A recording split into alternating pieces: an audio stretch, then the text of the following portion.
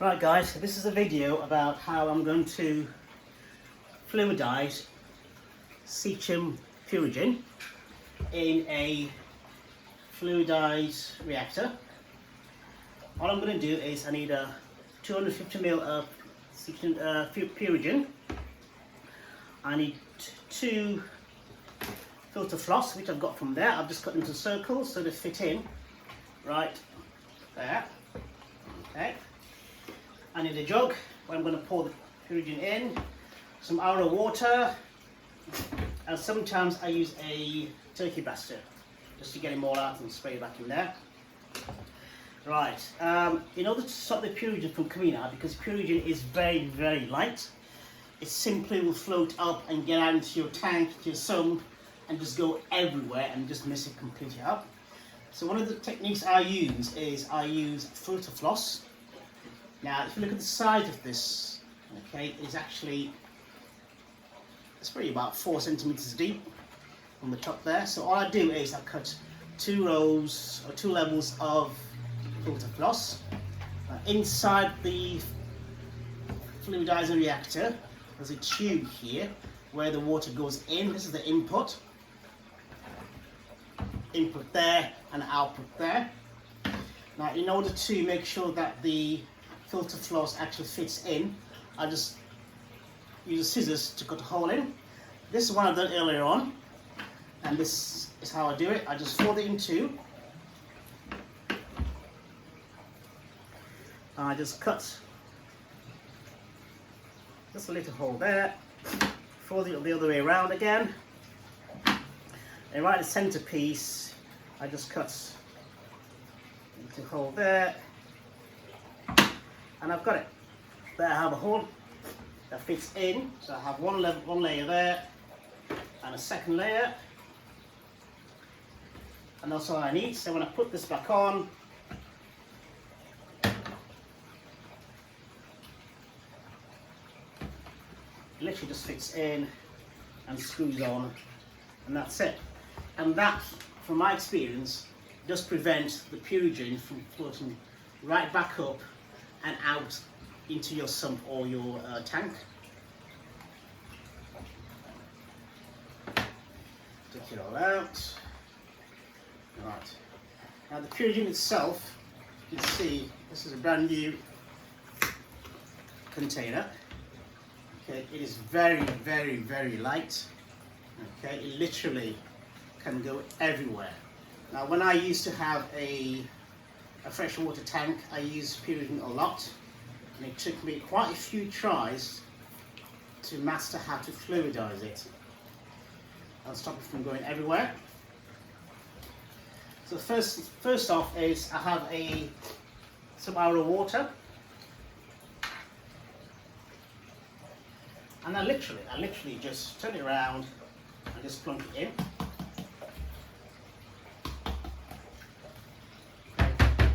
No big science about it at all. I just pour it in, put some RO water, and down it goes all the way back down.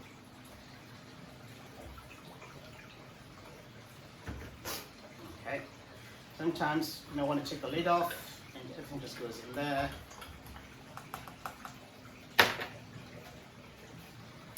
in again.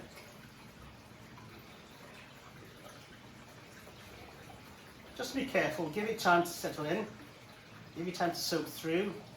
Get some RO water in the container, swish this around a little bit.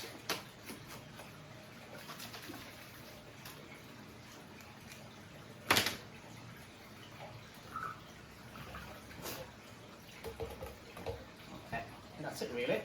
It's done. Now, I use the Pt.1 basically, the Turkish baster, to just make sure that all the Purigen is at the top of this level.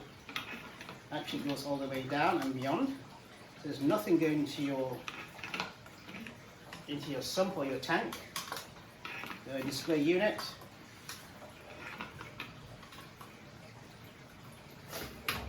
Okay. And once that's done, I just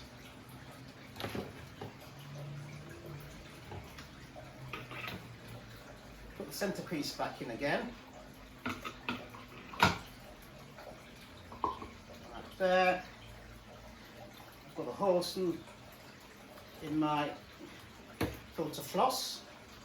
Now you can use as much filter floss as you want. As much as you think you're comfortable with, that will stop the Purigen from actually coming out. I tend to use a lot. So if the two are not enough for me, I just simply cut another one up. Okay, it's dead easy. Just roughly measure it and cut it right to circle. Nice big circle.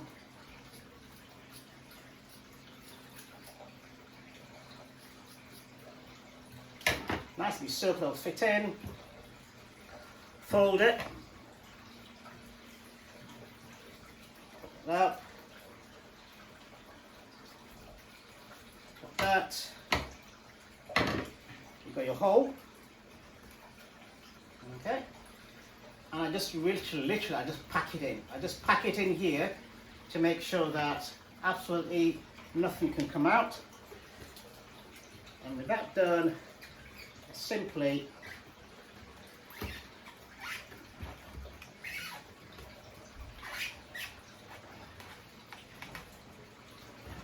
just sit there, and that's it.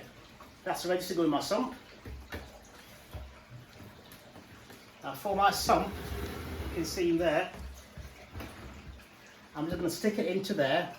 I've got a Vectra S1 that I have piped so that I have various outputs, and the outputs I'm going to use, you currently see the water coming out, it's this here.